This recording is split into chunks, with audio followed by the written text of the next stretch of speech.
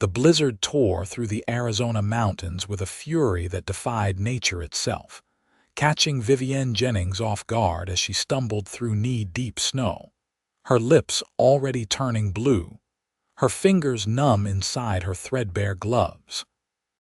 She had left Silver Creek 3 days ago with nothing but a canvas bag and the clothes on her back, fleeing from a marriage arrangement her father had made with a cattle baron twice her age. And now, she wondered if freedom was worth dying for in this white hell that had descended upon the high country without warning. The year was 1884, and women did not simply walk away from their obligations. But Vivienne had never been one to follow the rules that men wrote for her life. The wind howled like a living thing, pushing against her body with such force that each step forward required every ounce of strength she possessed. Her dark hair, once neatly pinned, now whipped wildly around her face, the pins lost somewhere in the first mile of her desperate journey. She had thought she could make it to Quartzsite before the storm hit, but the weather in these mountains was treacherous this time of year, and she had underestimated both the distance and the severity of what was coming. Vivienne's feet were beyond pain now, moving mechanically through the drifts even as feeling left her toes. She knew about frostbite, had seen what it did to the miners who came down from the high country with blackened fingers and toes that had to be amputated. The thought terrified her, but not as much as the thought of returning to her father's house, to that future with a man who looked at her like property he was acquiring. She had been walking for hours since the storm began, maybe longer. Time had lost all meaning in this white void where sky and ground merged into one endless wall of snow. Her vision blurred, whether from the cold or exhaustion she could not tell. Every breath burned in her lungs, the frigid air like knives cutting into her chest. She pulled her thin coat tighter around her body, but it offered little protection against the elements. She had not planned for this, had checked the sky that morning and seen only clouds, not this monster that had overtaken the landscape. The bag she carried grew heavier with each step, though it contained so little. A change of clothes, a silver locket her mother had given her before dying of fever when Vivienne was 12. A small amount of money she had saved from selling eggs at the market without her father's knowledge, and a book of poetry she could not bear to leave behind. These were all her worldly possessions now, all that remained of her 22 years of life. Vivienne's foot caught on something hidden beneath the snow, and she fell forward, her hands plunging into the icy powder. For a moment she lay there, feeling the cold seep through her clothes, into her skin, into her very bones. It would be so easy to just stay here, to let the snow cover her like a blanket, to stop fighting against the impossible odds. She thought of her mother, wondered if there was truly a heaven waiting, if she would see her again soon. But something in her refused to surrender. Perhaps it was stubbornness, the same quality that had made her father curse her since she was old enough to voice her own opinions. Perhaps it was the memory of the cattle baron's leering smile when he had come to finalize the arrangement, the way his eyes had traveled over her body, as if she were a horse he was purchasing. Whatever it was, it made her push herself back to her feet, swaying unsteadily, and take another step forward. The landscape was utterly unfamiliar now, all landmarks buried beneath the snow. She had been following what she thought was the trail down from the high passes, but she could no longer be certain.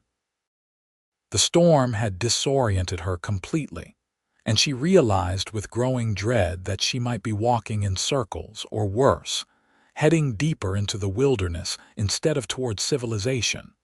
Her legs buckled and she fell again, this time unable to rise immediately. She knelt in the snow, gasping for breath, each inhalation a struggle. Frost had formed on her eyelashes and she blinked rapidly, trying to clear her vision. The world spun around her, and she realized she was losing her battle against the cold. Her body was shutting down, conserving what little warmth remained for her vital organs, abandoning her extremities to the freeze. Vivienne tried to pray, but the words would not come. She had never been particularly religious, much to her father's disappointment. He attended church every Sunday, sitting in the front pew with his head bowed piously, then came home and drank whiskey until he passed out, often after taking his belt to her for whatever imagined slight he had conjured in his mind. God had never seemed to care much about her suffering before, so she did not expect divine intervention now.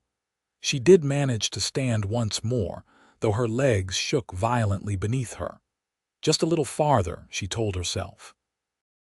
Just over that ridge, maybe there would be a cabin, a mining camp, anything that could provide shelter. But when she crested the ridge, there was nothing but more snow, more wind, more endless white death. Time passed in fragments. She was walking, then she was on her knees, then walking again. The sun, wherever it was behind the storm clouds, must have been setting because the white world around her began to dim to gray. Night would be even colder, and she knew with certainty that she would not survive it. Vivienne's mind began to wander, memories and hallucinations blending together. She saw her mother standing in the kitchen of their old house, the one they had lived in before she died, before her father's drinking became truly bad. Her mother was smiling, flour on her apron, and Vivienne could almost smell the bread baking. Then her mother was gone and she was back in the storm, falling again. This time when she hit the ground, she could not find the strength to rise. She lay on her side, her bag still clutched in one frozen hand, and watched the snow fall. The flakes were actually quite beautiful, she thought distantly, each one unique and perfect in its crystalline structure. She had read that in a book once, about how no two snowflakes were identical. It seemed like a strange thing to remember while dying. The wind's howl changed pitch, or perhaps her hearing was failing. She could no longer feel her body at all, which she supposed was a mercy. Her eyelids grew heavy, and she let them close. The darkness behind them was warm and inviting, so much better than the cold white world outside. Somewhere in that darkness, she heard something. A sound that did not belong to the storm. It was rhythmic, almost like thunder but different. Her mind was too foggy to identify it, but some instinct made her force her eyes open one more time. Through the curtain of falling snow, she saw a shape moving toward her. Large and dark, it resolved slowly into the form of a horse, and on that horse a man. He was bundled against the cold, a heavy coat and hat pulled low, a scarf wrapped around his face. Vivienne tried to call out, but her voice was gone, stolen by the cold and wind. The rider came closer, and she saw him lean forward in his saddle, his eyes scanning the ground. He was looking for something or someone. Then his gaze locked on her, and he pulled his horse up short, dismounting in a smooth motion that spoke of years in the saddle. He knelt beside her, and she could see his eyes now, pale blue against his wind-burned face. His gloved hands touched her shoulder, her neck, checking for life. She wanted to tell him she was still alive, barely, but her lips would not move. "Jesus Christ," she heard him say, his voice rough and deep.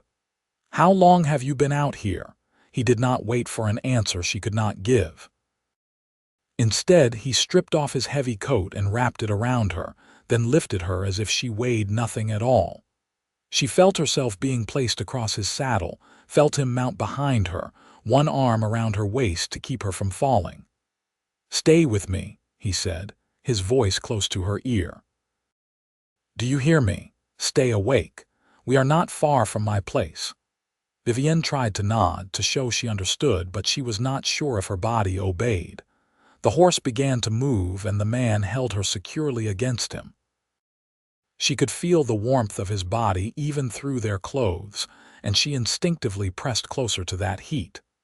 "That is good," he said. "Take whatever warmth you can. What in God's name are you doing out here alone?" She still could not answer, but consciousness was returning in painful increments as his coat and body heat began to warm her. Feeling came back to her fingers and toes in excruciating waves of pins and needles, and she made a small sound of pain. "I know it hurts," he said. "That is actually a good sign. Means you are not too far gone. What is your name?" "Vivienne," she managed through chattering teeth. "Vivienne," he repeated. "I am Russell Emerson. You are going to be all right, Vivienne, I promise you that." She wanted to believe him, wanted to trust this stranger who had appeared like an answer to the prayer she had not been able to form. But she had learned not to trust men's promises. Still, she had little choice now. She was entirely at his mercy, and she could only hope that mercy existed in him. The ride felt both endless and too short.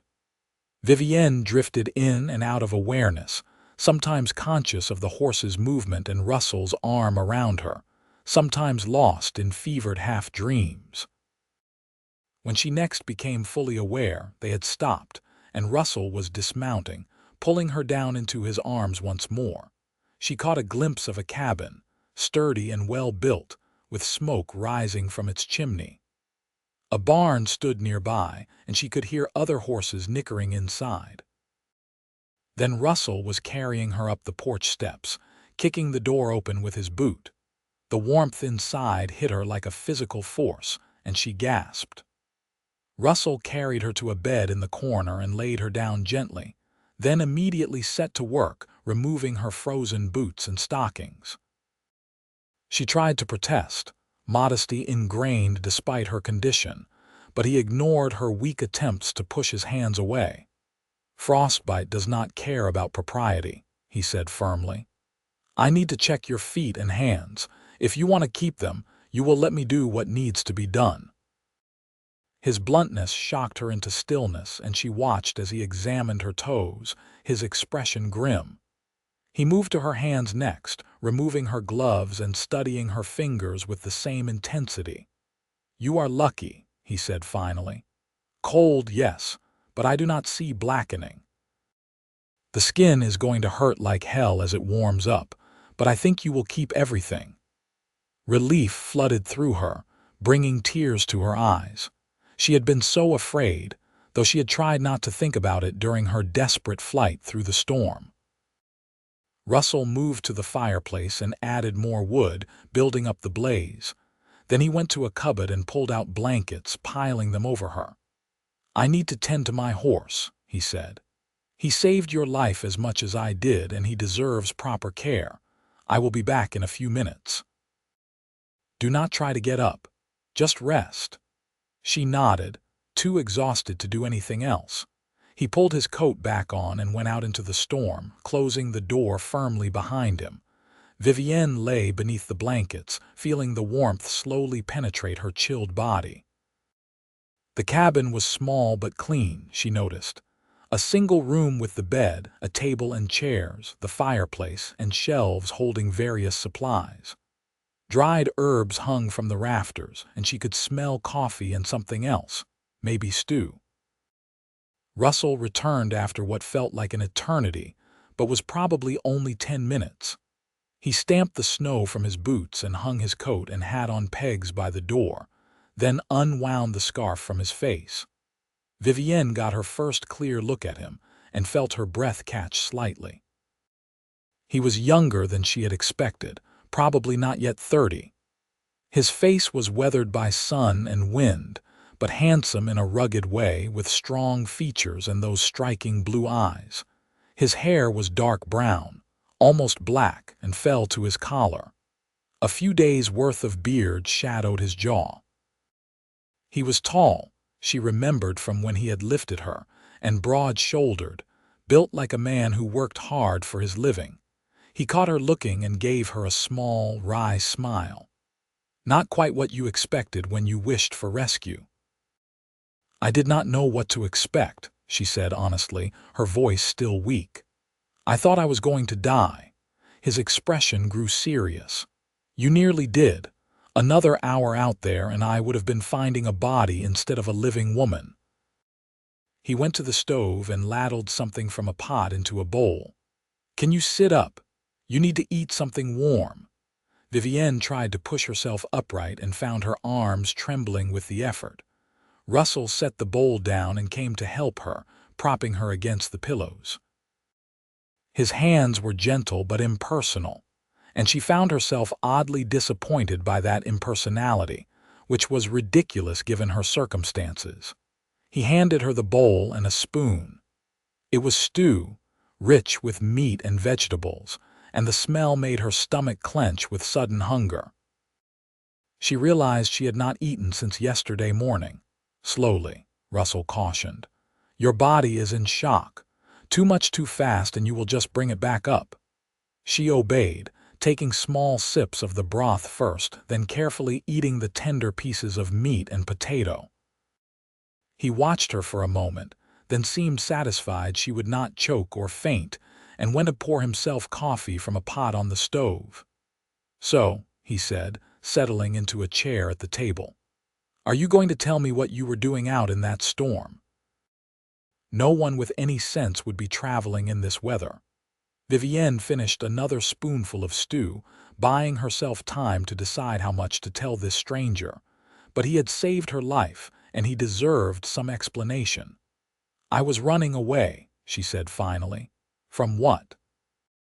From a marriage I did not want. Russell's eyebrows rose slightly.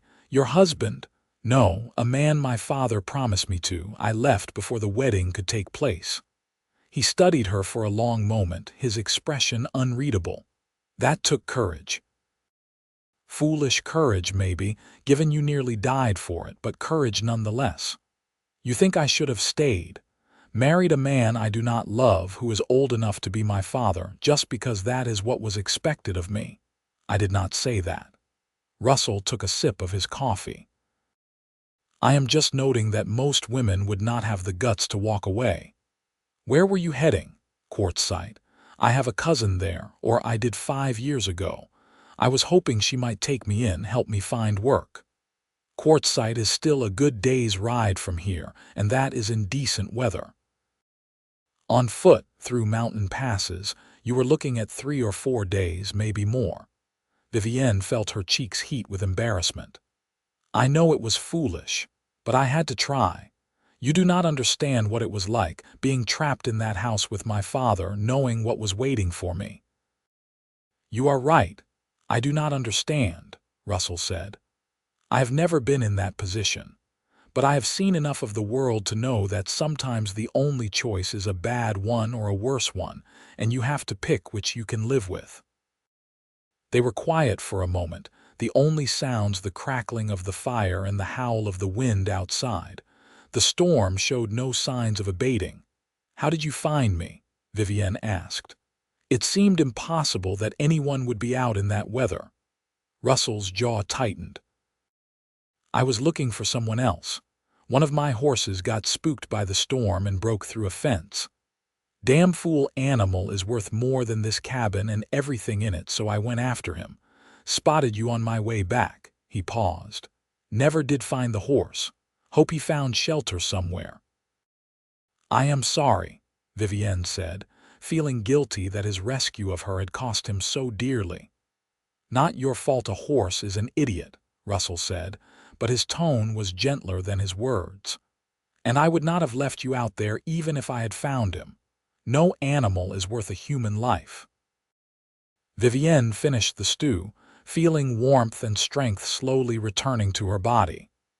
The pain in her hands and feet had subsided to a dull ache, and she could wiggle her fingers and toes now, which Russell had said was a good sign. You should sleep, Russell said, taking the empty bowl from her. Your body needs rest to recover. I will take the floor. No, Vivienne protested. This is your bed. I cannot take it from you. I will sleep on the floor. Russell gave her a look that was almost amused.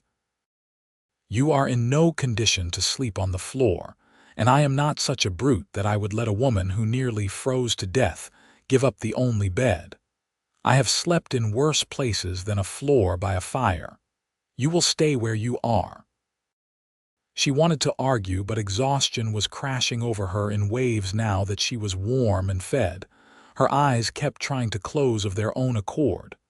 "Thank you," she managed, "for everything. You saved my life." "Get some rest, Vivienne," Russell said softly. "We can figure out what comes next after the storm passes."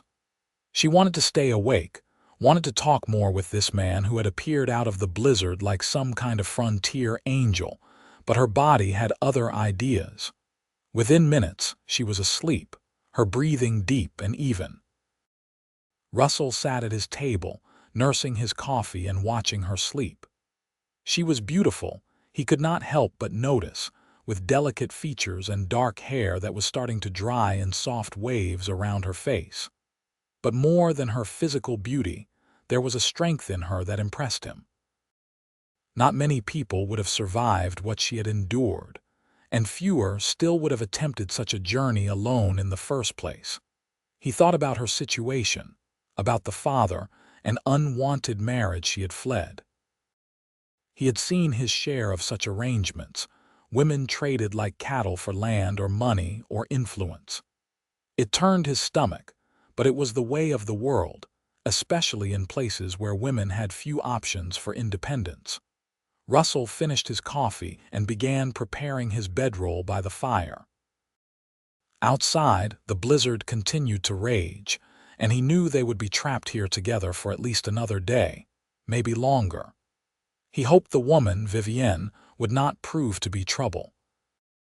He valued his solitude, had chosen this isolated life deliberately after his own past had caught up with him too many times in towns and cities. But as he lay down and pulled his blankets over himself, he found he did not entirely mind the company. It had been a long time since he had talked to anyone, even longer since he had felt like he made a real difference in someone's life. Today, he had saved a life, and that was worth the loss of a horse and the temporary disruption to his peace. He fell asleep listening to the storm and the gentle sound of Vivienne's breathing, and for the first time in months, he did not dream of the past. Vivienne woke to the smell of coffee and bacon, and for a moment she was disoriented, not recognizing the cabin or remembering how she had gotten there. Then it all came back in a rush. The storm, the cold, the cowboy who had saved her. She opened her eyes and saw Russell at the stove, his back to her, cooking breakfast. Pale light filtered through the window, and she could see that the storm had finally stopped. The world outside was buried in snow, but at least it was no longer actively trying to kill anyone. Russell must have heard her stir because he glanced over his shoulder. "You are awake. How do you feel?" Vivienne took stock of her body. Everything ached and her hands and feet still hurt, but it was a tolerable pain, not the agony of last night. "Sore," she admitted, "but alive thanks to you." "That is good enough for now." He turned back to the stove. "Breakfast will be ready in a few minutes. Think you can make it to the table?" She pushed herself upright slowly, testing her strength. The room spun slightly, but steadied. She swung her legs over the side of the bed and stood carefully. Her feet protested, but they held her weight. She made her way to the table and sank into a chair, grateful to be off them again. Russell brought over 2 plates loaded with bacon, beans, and biscuits. He set one in front of her and took the other for himself, then fetched the coffee pot and 2 cups. "I am not much of a cook," he said as he poured, "but it will keep you alive." Vivienne took a bite of the bacon and found it perfectly cooked, crispy and salty. "It is good," she said honestly. They ate in companionable silence for a few minutes. Vivienne found herself stealing glances at Russell, studying him in the morning light. He looked tired, as if he had not slept well, and she felt another pang of guilt about taking his bed. "The storm has stopped," she said, stating the obvious. "For now," Russell agreed. "But there is more coming. I can feel it in the air. We probably have a day, maybe two, before the next one hits." "I should leave then," Vivienne said, though the thought of going back out into that cold made her stomach clench with fear. "Get to Quartzsite before I am trapped here longer." Russell set down his coffee cup and looked at her directly. "You are not going anywhere for at least a few days. You are in no condition to travel, and even if you were, the snow is too deep. You would not make it half a mile." "But I cannot stay here," Vivienne protested. "It is not proper. If anyone found out, my reputation would be ruined." "Your reputation," Russell said flatly. "You nearly died yesterday, and you are worried about your reputation. You do not understand. A woman alone with a man, unchaperoned, it would make me unmarriageable." "I thought you did not want to get married. Isn't that why you ran away?" Vivienne felt her face flush. "That is not the point. I still have to live in society. I still need to be able to find work to support myself. If people think I am a fallen woman, no one will hire me." Russell leaned back in his chair, studying her. "First of all, there is no one around here to find out anything. My nearest neighbor is 10 miles away. Second, even if there were, I have no intention of ruining you, so you can stop looking at me like I am a wolf about to pounce. And third, you do not have a choice. You are staying here until you are strong enough to travel and the weather permits it, and that is final."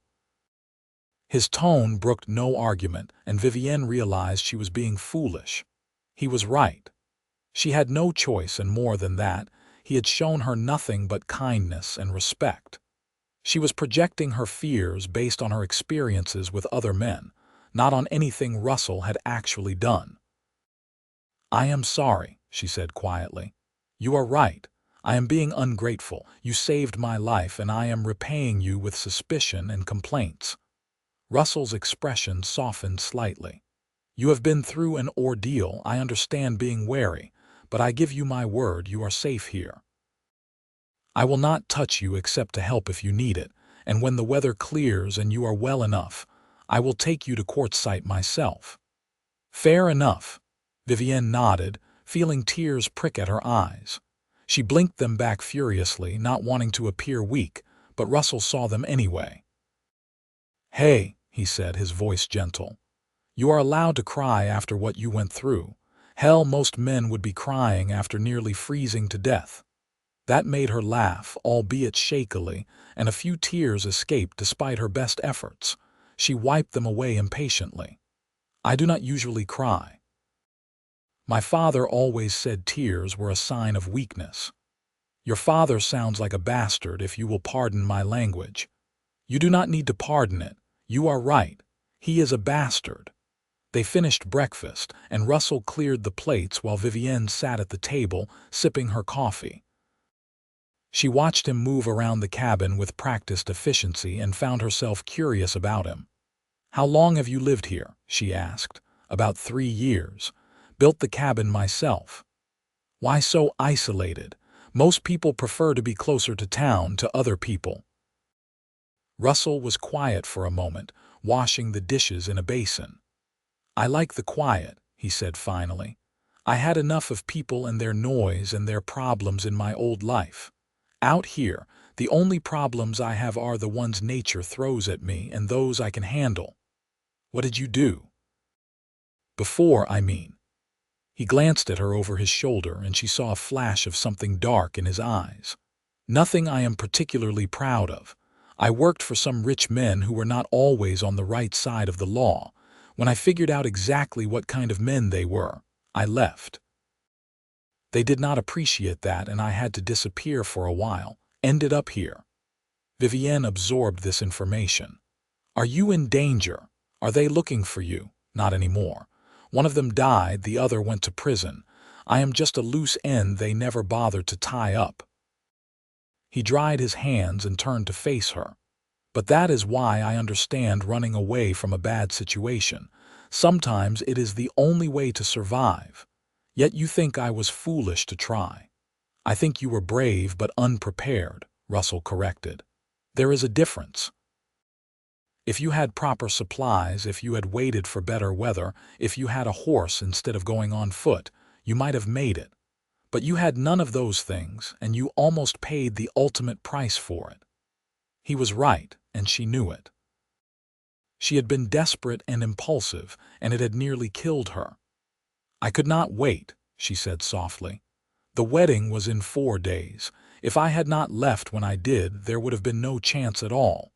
Russell came back to the table and sat down across from her. "Tell me about this man your father wanted you to marry. What made him so bad that you would rather risk death than marry him?" Vivienne wrapped her hands around her coffee cup, drawing what comfort she could from its warmth. "His name is Charles Whitmore. He owns the largest cattle ranch in 3 counties. He is 53 years old, drinks heavily, and has a reputation for being cruel to his workers. His first 2 wives both died young, under circumstances that were never quite explained to anyone's satisfaction." She met Russell's eyes. "My father owed him money, gambling debts he could not pay. Whitmore offered to forgive the debts in exchange for my hand in marriage. My father agreed without even asking me." Russell's jaw tightened, anger flashing across his face. "And your father just sold you to him like a piece of property?" "That is exactly what he did. When I objected, he locked me in my room and told me I would do as I was told or he would beat me until I did. I believed him. He had done it before, for lesser offenses than defying him on something this important." "Jesus Christ," Russell muttered. He was quiet for a moment, then said, "You did the right thing, leaving. No matter how close you came to dying, you did the right thing. That man would have killed you eventually, if not through violence, then through breaking your spirit. I have known men like him." His understanding, his validation of her choice meant more to Vivienne than she could express. "Thank you," she said, "for saying that, for understanding. So this cousin in Quartzsite, you think she will help you?" "I hope so. Her name is Margaret. We were close when we were young before she married and moved away. Her husband is a blacksmith. They do not have much, but she always said if I ever needed anything, I could come to her." "That is a big gamble, showing up after 5 years and hoping the offer still stands." "I know. But it was the only option I could think of. I have no money, no skills that anyone would pay for, and nowhere else to go." Russell stood and went to look out the window at the snow-covered landscape. "I will get you to Quartzsite," he said. "And if your cousin cannot or will not help you, I will make sure you have enough money to get settled somewhere else. Maybe Prescott or Phoenix. Bigger cities have more opportunities." Vivienne stared at his back, stunned by the offer. "Why would you do that? You do not even know me." "Because I can," Russell said simply. "Because I have more than I need and you have nothing. Because someone helped me once when I needed it, and I am just passing that forward." She did not know what to say to that. In her experience, men did not help women unless they wanted something in return, usually something the woman did not want to give. But Russell seemed genuine, and he had already had ample opportunity to take advantage of her if that was his intention. "I will pay you back," she said firmly. "Somehow, someday, I will pay you back every cent." Russell turned from the window and gave her a small smile. "All right. If it makes you feel better to think of it as a loan instead of a gift, I will not argue, but there is no rush. Focus on getting well and figuring out your next steps. The money is not important."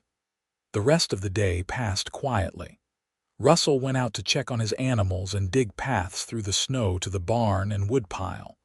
Vivienne rested, reading from one of the few books Russell had on his shelves, a worn copy of Shakespeare's plays. Her body was still recovering from her ordeal, and she tired easily. As evening approached, Russell made dinner, a simple meal of salt pork and potatoes. They ate together at the table, and Vivienne found herself relaxing in his company. He was easy to talk to when he chose to talk, and his dry sense of humor made her laugh more than once. "You said you built this cabin yourself," she said. "Where did you learn to do that?" "My father was a carpenter back in Missouri. He taught me the basics before he died. The rest I figured out as I went along." Russell gestured around the cabin. "It is not fancy, but it keeps the wind and snow out, and that is all that matters." "It is a good cabin," Vivienne said. "Solid, you should be proud of it." "I suppose I am, though I never thought about it that way. It is just where I live." After dinner, as they had the night before, Russell gave her the bed and took the floor by the fire. Vivienne protested again, but he waved off her objections with the same firmness as before. "Good night, Vivienne," he said, settling into his bedroll. "Good night, Russell, and thank you for everything." He made a sound that might have been acknowledgement and closed his eyes. Vivienne lay in the bed, staring at the ceiling in the flickering firelight, thinking about the strange turn her life had taken. 2 days ago, she had been a prisoner in her father's house, facing a future that terrified her. Now she was in a cabin in the mountains with a cowboy who had saved her life and asked nothing in return. It seemed impossible, like something from one of the romance novels she used to sneak from the library. But Russell was not a character in a novel. He was a real man, complex and wounded in ways she was only beginning to understand, and she was not a heroine waiting to be rescued. She had tried to rescue herself, and it had nearly killed her, but at least she had tried. That counted for something. Over the next few days, a strange routine developed. Russell would wake early and tend to his animals, then make breakfast. Vivienne would help clean up, though he tried to make her rest. They would talk, carefully at first, then with increasing ease as they grew more comfortable with each other.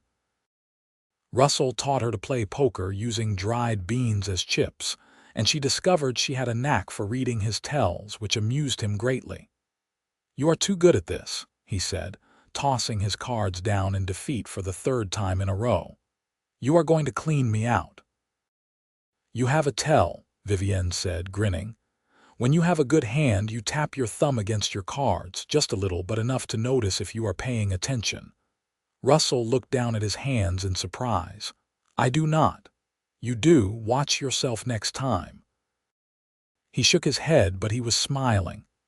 "Where did a well-brought-up young lady learn to play poker anyway? My father's friends used to play at our house.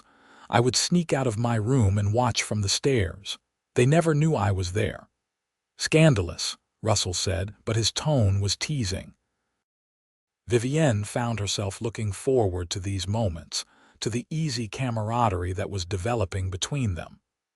Russell was different from any man she had ever known. He treated her as an equal, valued her opinions, and never once made her feel small or stupid.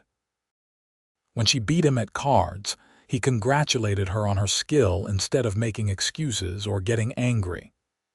When she asked questions about his life, he answered honestly, even when the answers revealed things he was not proud of. And she was learning to trust him, slowly but surely. When her feet still ached and he offered to rub salve into them to prevent infection, she let him, no longer fearing his touch. His hands were gentle and impersonal, focused on healing, not possession, and she felt safe with him in a way she had never felt safe with any man. The second storm Russell had predicted arrived on the fourth day, trapping them inside once again. They played more cards, read aloud to each other from Russell's small collection of books, and talked about everything and nothing. Vivienne told him about her mother, about the woman she had been before illness took her. Russell told her about his childhood in Missouri, about learning to ride before he could properly walk, about the day his father fell from a barn roof and never woke up. "I was 15, he said, staring into the fire. "Too young to take over his business, but too old to be anyone's charity case. I worked odd jobs for a while, then signed on with a ranch as a hand. Worked my way up to foreman by the time I was 20. That is when I met the men I mentioned before, the ones I ended up working for. You do not have to talk about it if you do not want to, Vivienne said softly. It is all right. It was a long time ago, and I have made my peace with it. He paused, gathering his thoughts. They hired me to manage a ranch they had won in a poker game. I did not ask questions about how they won it, figured it was not my business. But after a few months, I started noticing things. Cattle with brands that had been altered. Men showing up in the middle of the night with goods they sold for far less than they were worth. Money changing hands that did not match any legitimate business I could see. They were criminals, Vivienne said. Thieves and worse, Russell confirmed. When I figured it out, I confronted them. Told them I wanted no part of it. They did not like that. Said I knew too much, that I was either with them or against them, and they could not afford to have me against them. His jaw tightened. I left that night, took only what I could carry, and did not stop moving for 6 months. By the time I felt safe enough to settle, I had ended up here, about as far from Missouri as a man can get without leaving the country.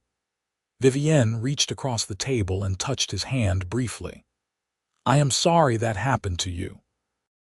Russell looked down at where her hand had been, then back up at her.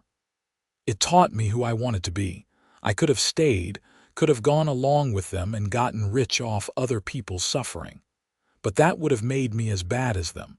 Sometimes the hard choice is the right one. Is that why you helped me? Vivienne asked. Because you understand making hard choices. I helped you because leaving someone to die in a blizzard is not something I could live with, Russell said. But yes, I suppose I also understand what it is like to be desperate enough to risk everything for a chance at something better. The storm lasted 2 more days, and by the time it cleared, a week had passed since Russell had found Vivienne in the snow.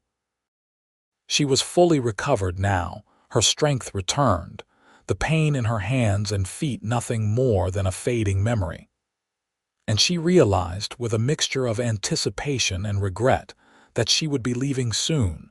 She did not want to leave. That realization came to her one morning as she watched Russell splitting wood outside, his breath misting in the cold air, his axe rising and falling with a steady rhythm.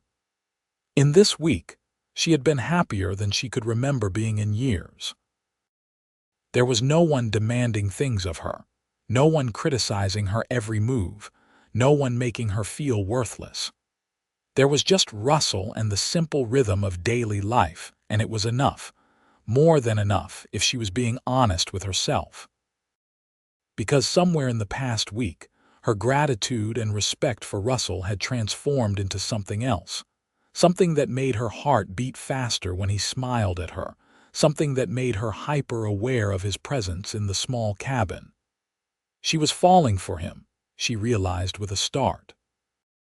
Despite everything she had been through, despite her determination to never put herself at any man's mercy again, she was falling for the cowboy who had saved her life. The thought terrified her. What if he did not feel the same way? What if he was just being kind, helping a woman in need, and had no interest in anything more? She would make a fool of herself, and worse, she would make things awkward between them. Better to say nothing, to let him take her to quartzsite as planned, and to try to forget him once she started her new life. But that evening, as they sat by the fire after dinner, Russell reading and Vivienne supposedly mending a tear in her skirt, he looked up and caught her watching him. You have been quiet today, he said. Something on your mind? Vivienne looked down at her sewing, her cheeks heating. Just thinking about leaving, about what comes next. Russell set his book aside. Are you worried about your cousin, about whether she will help you? A little, Vivienne admitted. But mostly I am just sad to leave here. I have been happier this past week than I have been in a very long time. That probably sounds strange, given I nearly died and I am stranded in a cabin with a stranger. You are not a stranger anymore, Russell said quietly. And it does not sound strange at all. I have enjoyed having you here, Vivienne. This cabin has felt less lonely with you in it." She looked up, meeting his eyes, and saw something there that made her breath catch. He stood and crossed to where she sat, kneeling beside her chair so they were at eye level. "I am going to say something," he said. "And if you do not feel the same way, we will never speak of it again, and I will still help you get to quartzsite and make sure you are settled. But I have to say it, because if I do not, I will regret it for the rest of my life." Vivienne's heart was pounding so hard she was sure he could hear it. "All right," she whispered. "I am falling in love with you," Russell said. "I know it is too fast. I know you have been through hell and probably do not need a man complicating things, but I cannot pretend I do not feel it. You are smart and brave and funny, and this past week with you has been the best week I have had in years. So I am asking, before we leave this mountain, if there is any chance you might feel the same way." Vivienne felt tears prick her eyes, but this time they were happy tears. "I do," she said, her voice shaking. "I feel the same way. I have been trying not to, trying to be sensible, but I cannot help it. I am falling in love with you too, Russell Emerson." The smile that spread across Russell's face was like the sun coming out from behind clouds. He reached up and cupped her face gently in his calloused hands. "Can I kiss you?" "Yes," Vivienne breathed, and then his lips were on hers, soft and warm and perfect. The kiss started tentatively, both of them feeling their way, but quickly deepened as weeks of unspoken attraction and emotion poured out. Vivienne's hands came up to grip Russell's shoulders, and he pulled her closer, one hand sliding into her hair. When they finally broke apart, both breathing hard, Russell rested his forehead against hers. "I do not want to take you to quartzsite," he said. "I want you to stay here with me. But I will not ask that of you. You deserve the chance to build your own life, to not be dependent on any man, even me." Vivienne pulled back slightly so she could look at him properly. "What if I want to be here, not because I am dependent on you, but because this is where I choose to be? Is it?" Russell asked seriously. "Or is it just easier than facing the uncertainty of going to quartzsite?" She appreciated that he was pushing her to be honest with herself, not just accepting what he wanted to hear. She thought about it carefully. "I will not lie and say the thought of staying here is not easier than starting over in a strange town. But that is not why I want to stay. I want to stay because when I am with you, I feel like myself for the first time in my life. I feel valued and respected and cared for. I want to stay because I love you, Russell, and because I think we could build something real together." Russell kissed her again, softer this time, a seal on the promise they were making to each other. "Then stay," he said. "Stay and let me love you the way you deserve to be loved. Let me spend every day for the rest of my life making sure you never regret choosing me." "I could never regret this," Vivienne said. "Never." They talked late into the night, making plans for their future. Russell wanted to marry her properly with a preacher and witnesses, so no one could ever question her respectability. They would have to go to town for that, to Prescott probably, which was the nearest place large enough to have a church. "And then?" Vivienne asked. "We just come back here and live in this cabin. Unless you want something different, I have some money saved. We could buy land closer to town, build a bigger house." "I like this cabin," Vivienne said, "and I like the isolation. But maybe in a few years, when we have children, we might want to be closer to a school." "Children," Russell repeated, and his smile was both tender and excited. "You want children, do not you?" "I never let myself think about it before. Did not seem like something that would happen for me. But yes, I want children. With you, I want everything." They kissed again, and this time there was a heat to it that had not been there before, a promise of things to come. But Russell pulled back before things could go too far. "Not yet," he said, though his voice was rough with want. "Not until we are married. I meant what I said about respecting you, about doing this properly." Vivienne appreciated his restraint even as her body protested it. "How long until we can get to Prescott?" Russell laughed. "Eager, are you?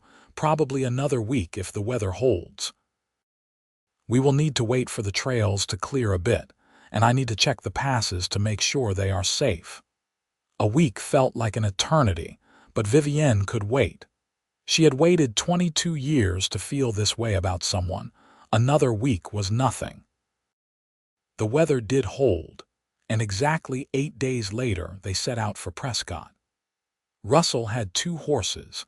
Having found the one that had escaped during the blizzard, returned to the barn on its own a few days earlier. They rode down the mountain together, the world around them sparkling white and impossibly beautiful in the winter sun. Prescott was a bustling town, the territorial capital of Arizona, and Vivienne felt overwhelmed by the noise and crowds after a week of solitude with Russell.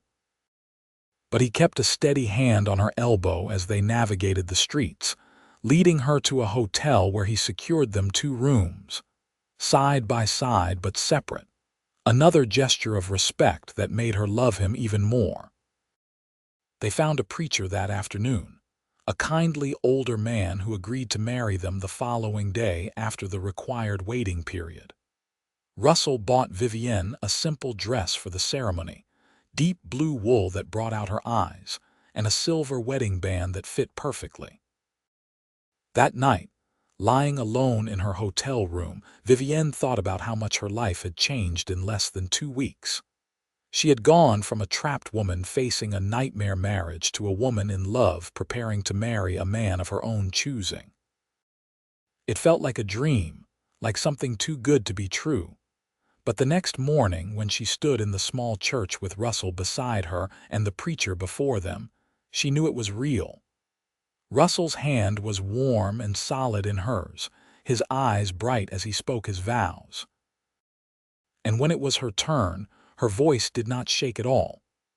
"I, Vivienne Jennings, take you, Russell Emerson, to be my husband. I promise to love you, honor you, and stand beside you through whatever comes.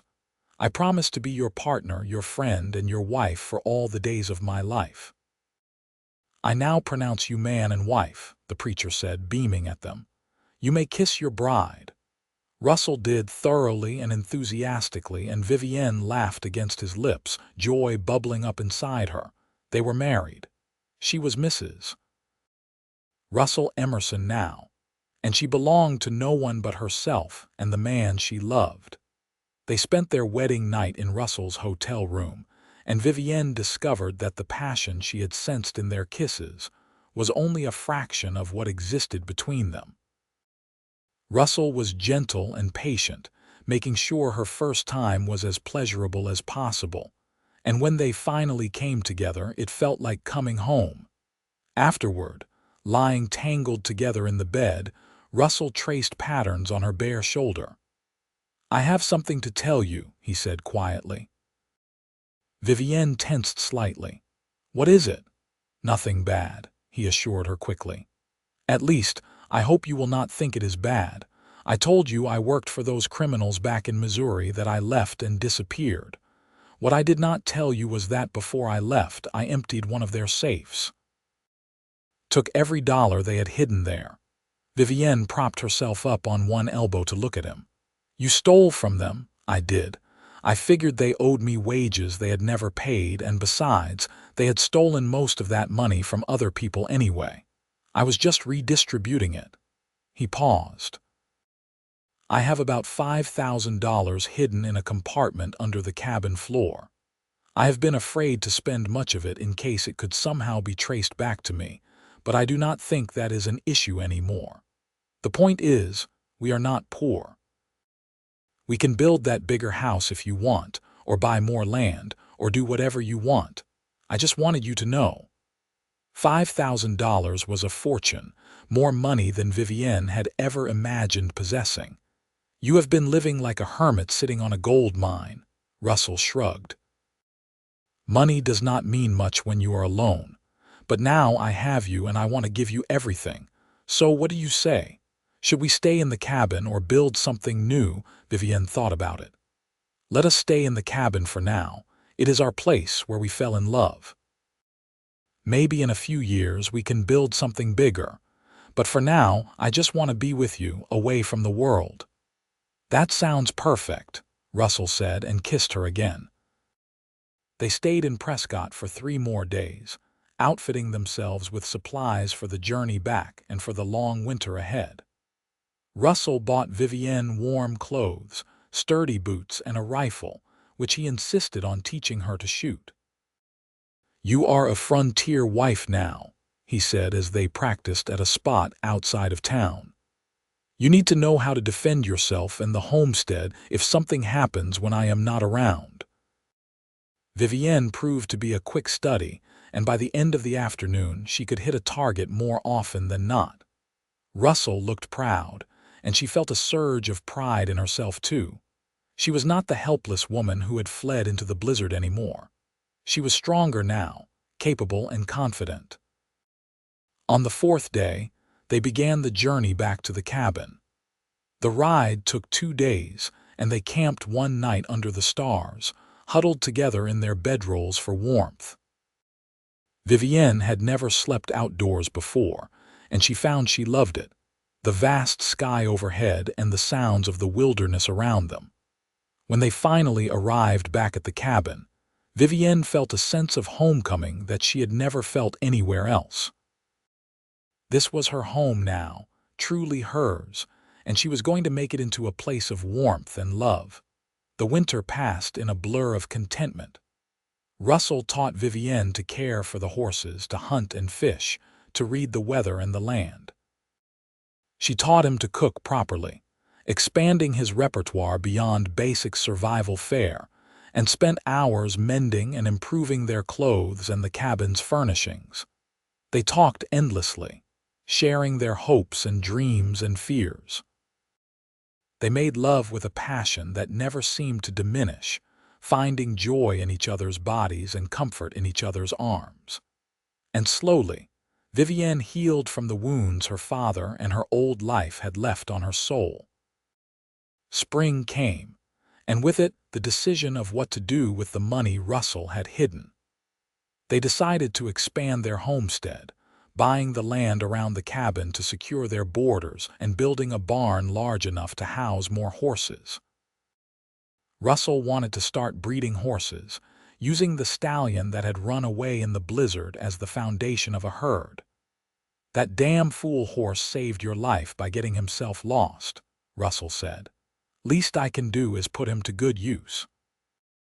They hired help from Prescott to assist with the building, and Vivienne enjoyed having people around, though she was still happiest when it was just her and Russell.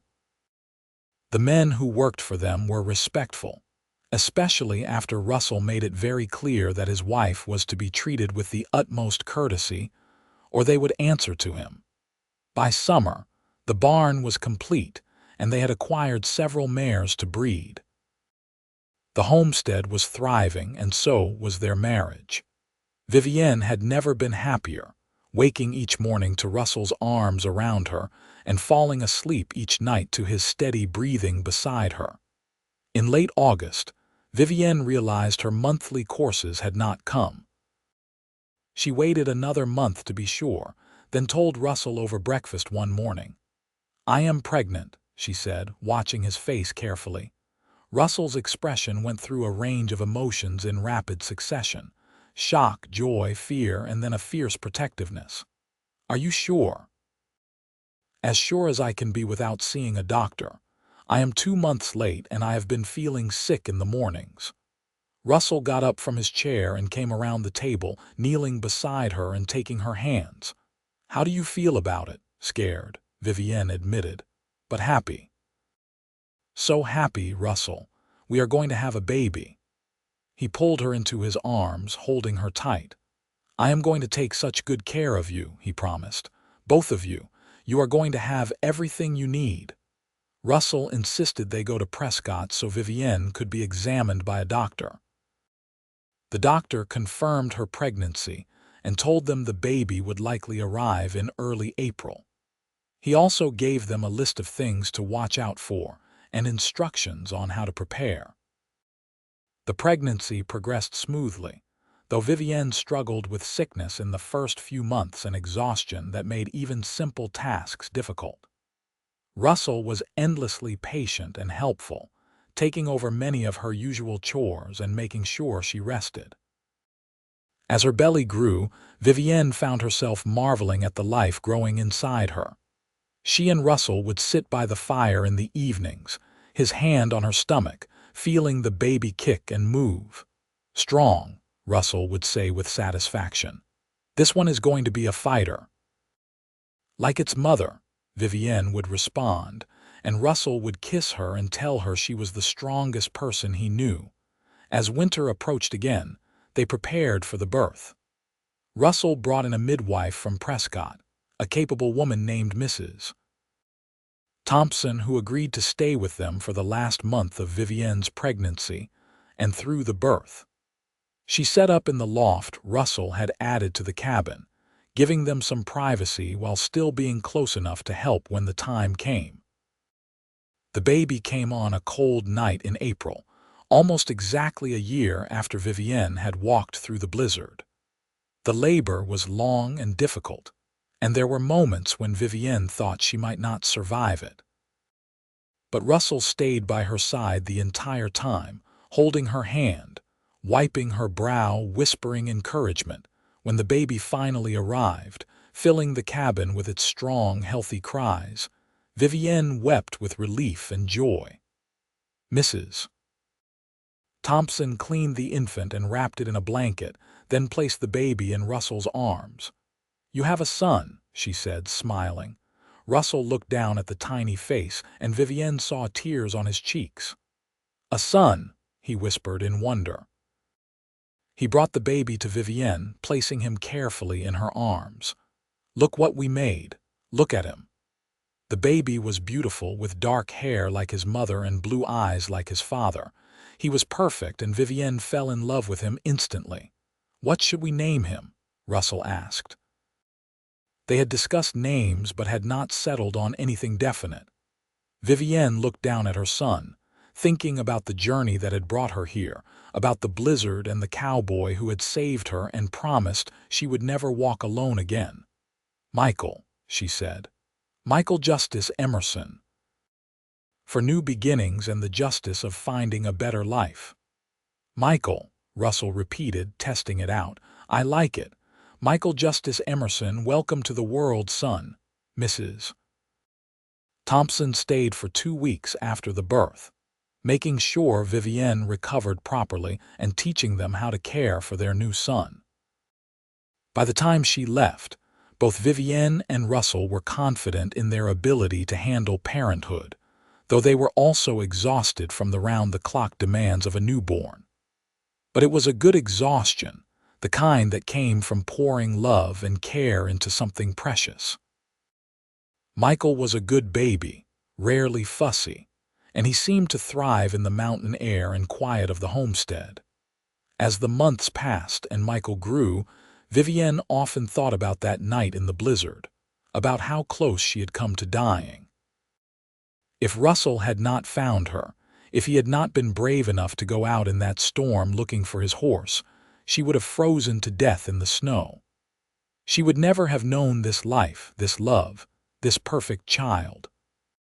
She mentioned this to Russell one evening as they sat on the porch watching the sunset, Michael asleep in her arms.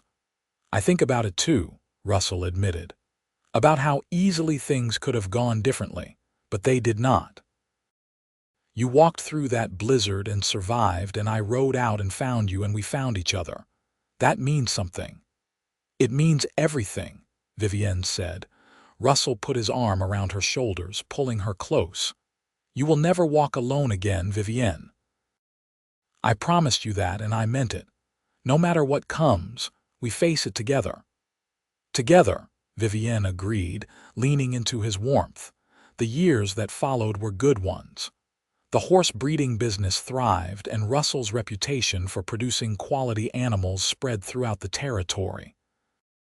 They made enough money to build the larger house they had talked about, though they kept the original cabin too, using it as a guest house for the workers they occasionally hired. Michael grew into a bright, energetic boy who loved the outdoors and animals as much as his father did. When he was 3, Vivienne became pregnant again, and this time she gave birth to a daughter they named Clara, after Vivienne's mother. 2 years after that came another son, Thomas, and their family felt complete. The children filled the house with noise and laughter, and Russell proved to be a wonderful father, patient and loving but firm when necessary. He taught the children to ride almost as soon as they could walk, and they spent countless hours exploring the mountains and learning about the land. Vivienne often helped with the business side of things, proving to have a good head for numbers and negotiation.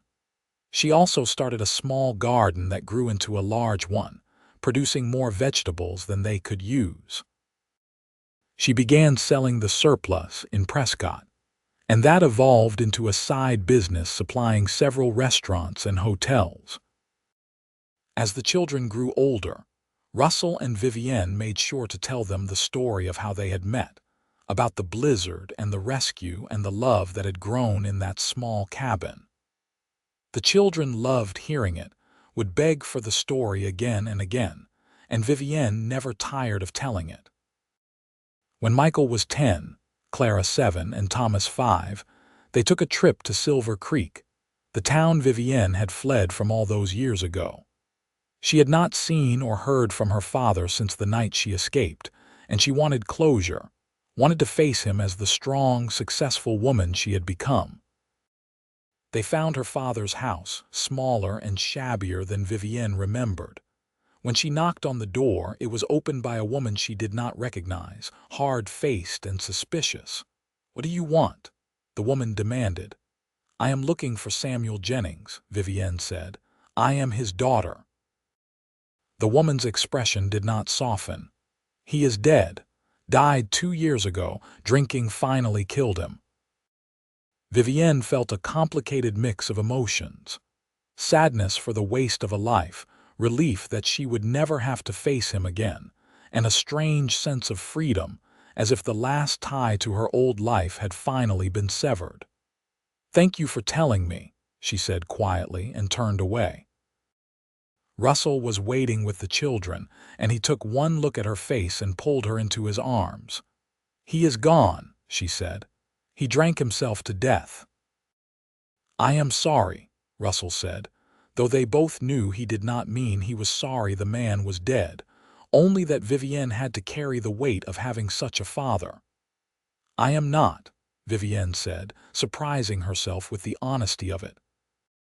"He made my life miserable, and the only good thing that came from him was that his cruelty drove me to run away, which led me to you.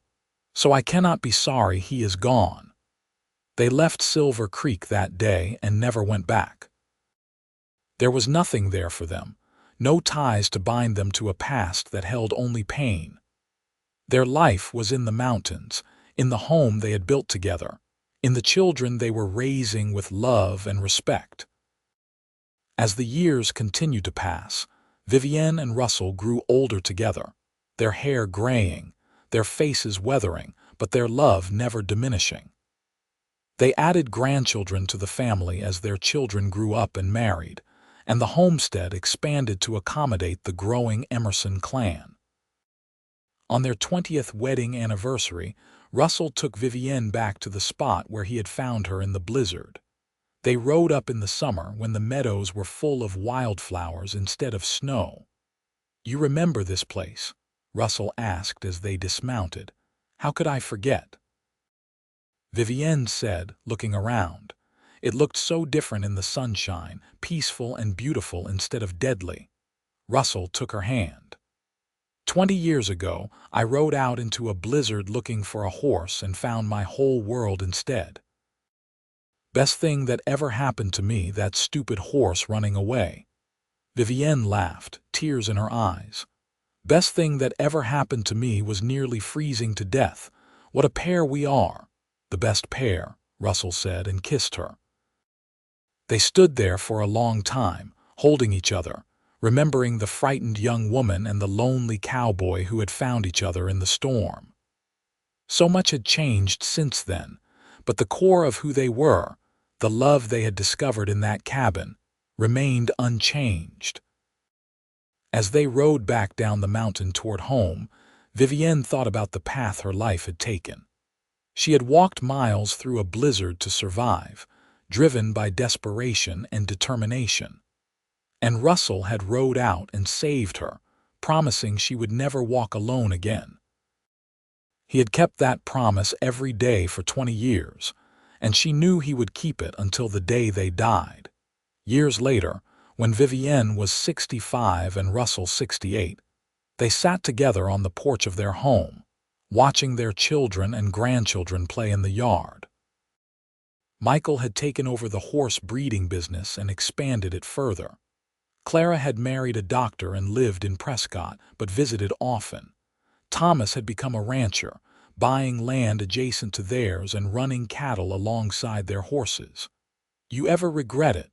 Russell asked suddenly. "Choosing this life? Staying with me instead of going to quartzsite, building your own independent life?" Vivienne looked at him, at the man who had saved her in more ways than one, and shook her head firmly. "Not for a single moment. This is the life I chose, Russell, and it has been better than anything I could have imagined. You kept your promise. I never had to walk alone again." Russell took her hand, his grip still strong despite the arthritis that plagued his joints. "And I never will break it. Even when we are old and gray, which I suppose we are now, I am right here beside you." "Always," Vivienne said, squeezing his hand. They sat in comfortable silence, watching the sun set over the mountains that had been their home for more than 40 years. The blizzard that had nearly killed Vivienne was long past, but the love it had sparked burned as bright as ever. Inside the house, dinner was being prepared by their children and grandchildren, and soon someone would call them in to eat. But for now they sat together, two people who had found each other against all odds and built a life of love, respect, and partnership. Vivienne thought about the young woman she had been, desperate and afraid, walking through the snow with no real plan except survival. She wished she could tell that girl that it would all work out, that the cowboy who found her would be the love of her life, that she would be happy beyond her wildest dreams. But that girl was gone, transformed by time and love into the woman she was now.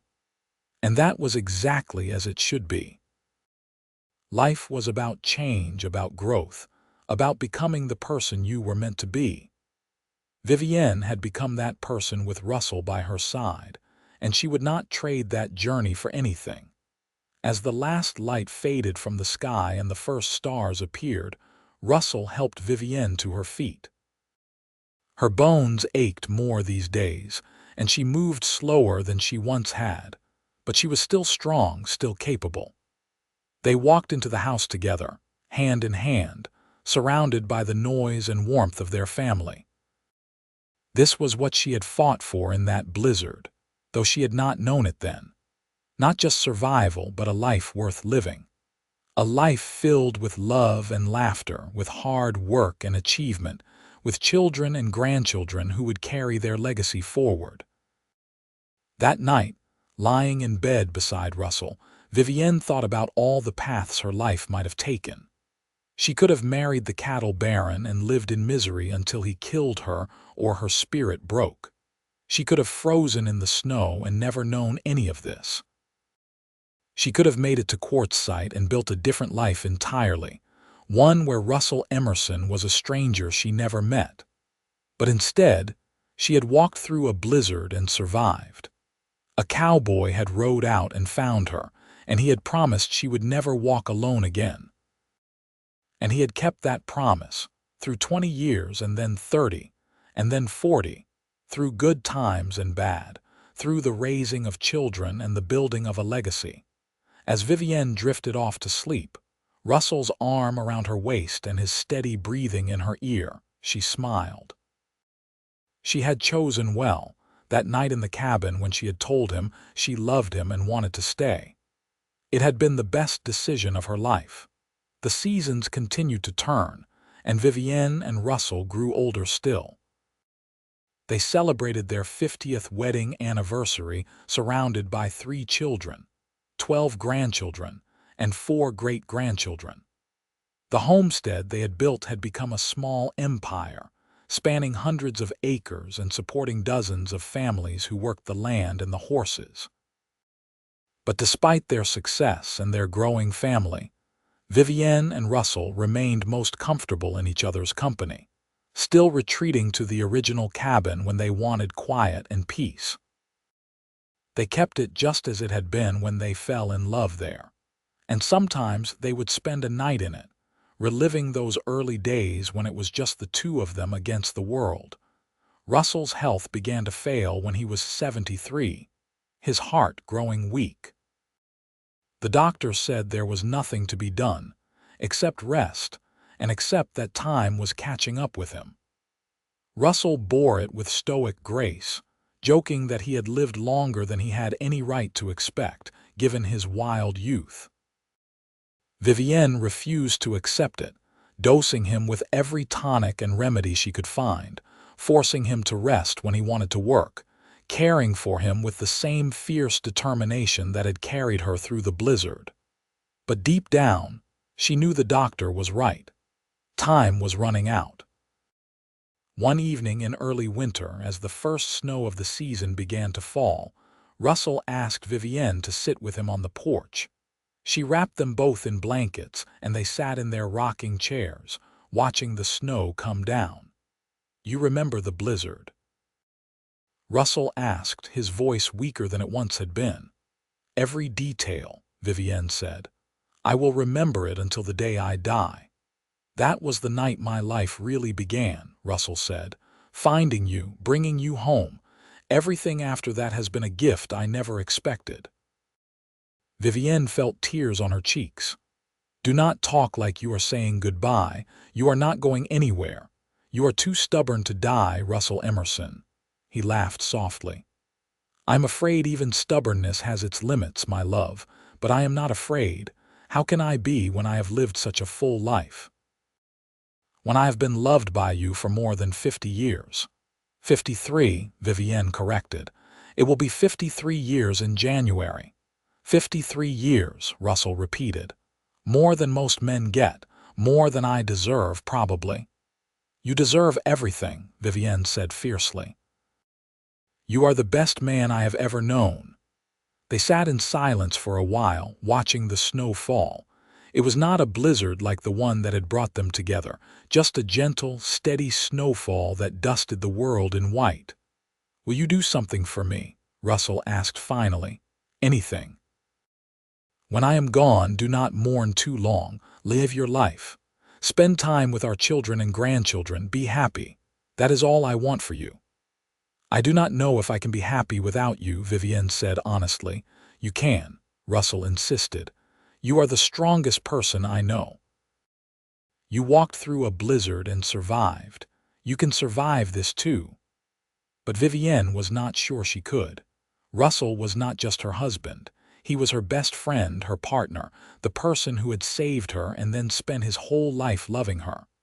The thought of living without him was unbearable. Russell's prediction proved accurate. He lasted through the winter, through one final Christmas with the whole family gathered around, but in early March, his heart finally gave out. He died peacefully in his sleep, with Vivienne beside him, and when she woke to find him gone, a part of her died with him. The funeral was huge, attended by dozens of people whose lives Russell had touched over the years. They told stories about his kindness, his fairness, his integrity. They talked about the horses he had bred and the legacy he had built.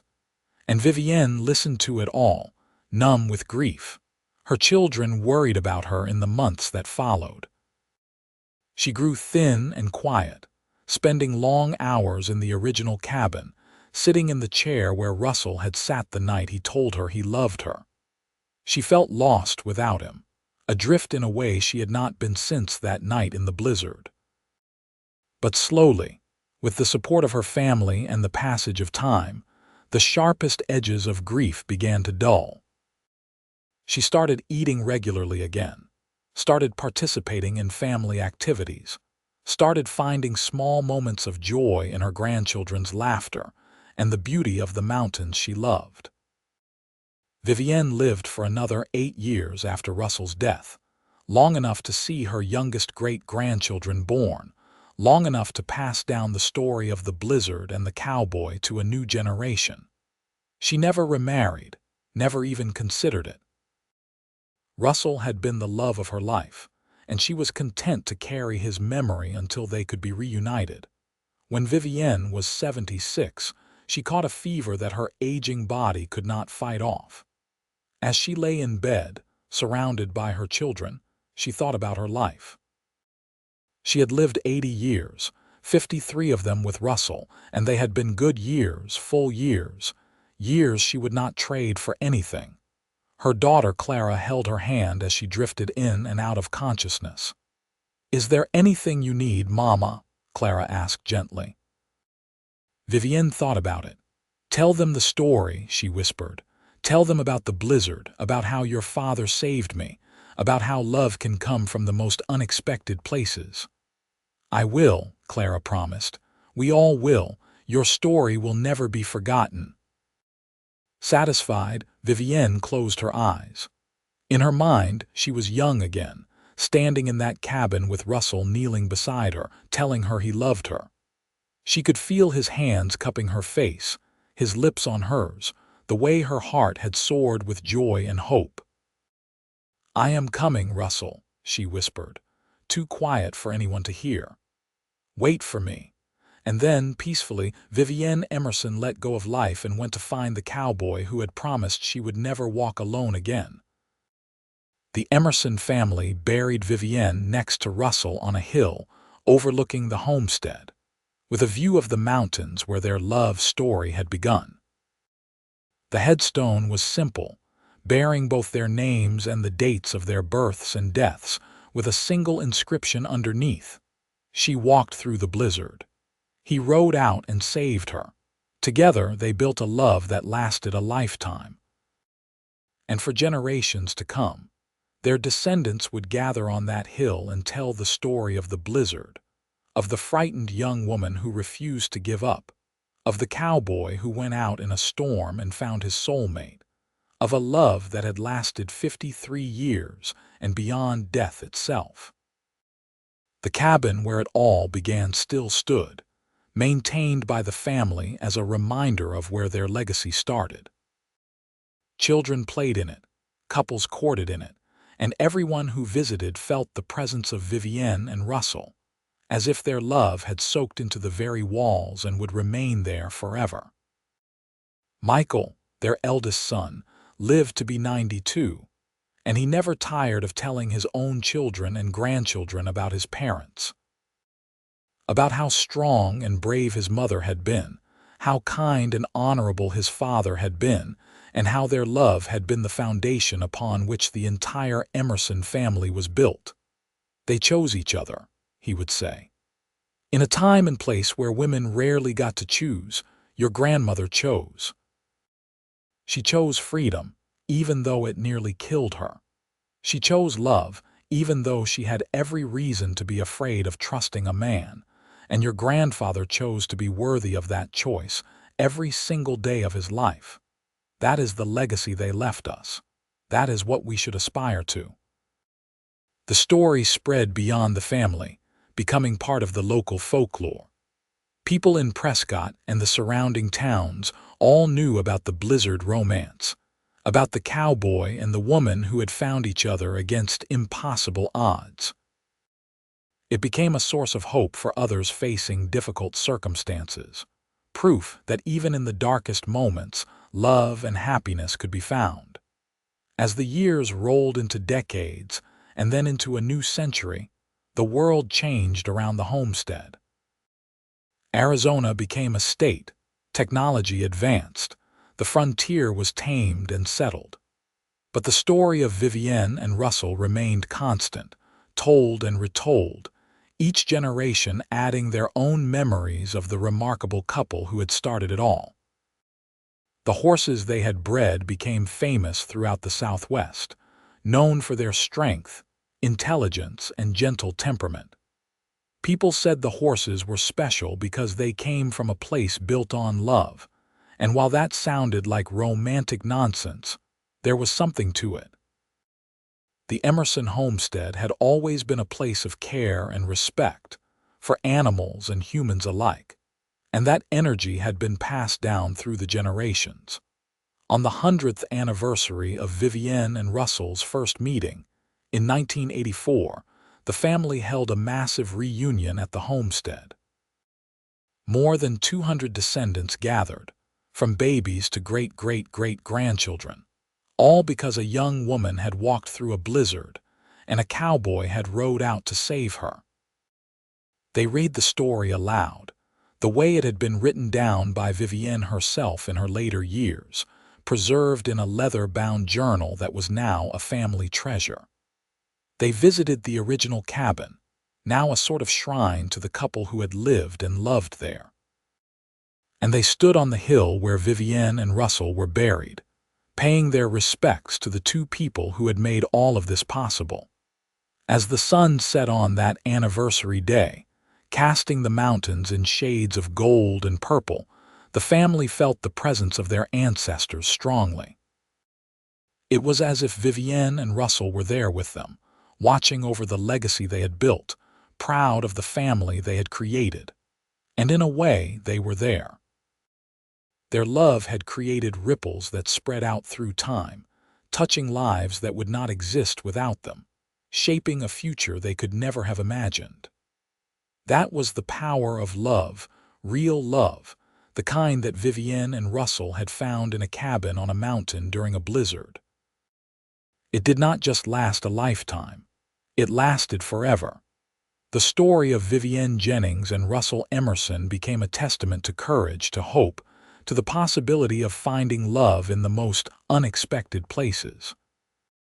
It reminded people that even in the darkest, coldest moments, when death seems certain and all hope is lost, rescue can come, love can come, and life can begin anew. She had walked miles through a blizzard to survive. He had rode out and said she would never walk alone again. And in keeping that promise, they had created something beautiful, something lasting, something that would endure long after they were both gone. That was their legacy. That was their story, and it would never be forgotten.